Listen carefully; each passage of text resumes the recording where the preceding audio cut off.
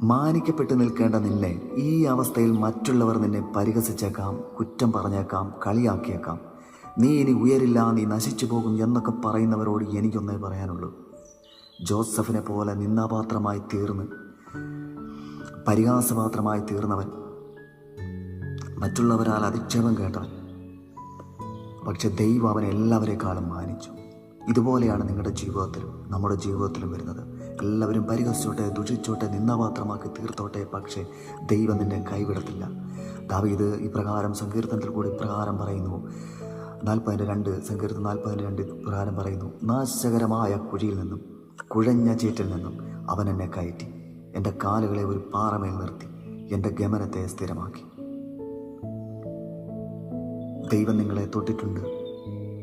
നിങ്ങളുടെ ഏതു പ്രയാസങ്ങളായിക്കോട്ടെ, ദൈവം നിങ്ങളെ ഒരു പാറമേൽ നിങ്ങളെ ഉയർത്തി നിർത്തുവാൻ ശക്തനായ ദൈവമാണ്. സ്തോത്രം.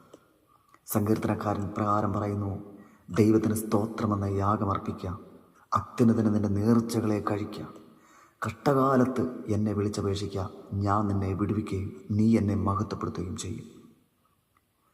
ഭാരപ്പെടേണ്ട, പ്രയാസപ്പെടേണ്ട. ദൈവം നിങ്ങളുടെ കൂടെയുണ്ട്. ദൈവം നിങ്ങളെ അനുഗ്രഹിക്കും.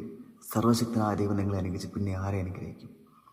അവന് സ്തോത്രമെന്ന യാഗം അവന് നിങ്ങൾ അർപ്പിക്കണം. കുഴഞ്ഞ ചേറ്റിൽ നമ്മൾ കിടന്നാലും അവൻ നമ്മളെ ഉയർത്തുവാൻ ശക്തനായ ദൈവമാണ്. എന്തിനാണ് നിങ്ങൾ ഭാരപ്പെടുന്നത്? നിങ്ങൾ പ്രയാസപ്പെടേണ്ട. ദൈവം നിങ്ങളെ സമൃദ്ധിയായി അനുഗ്രഹിക്കും. ആമേൻ.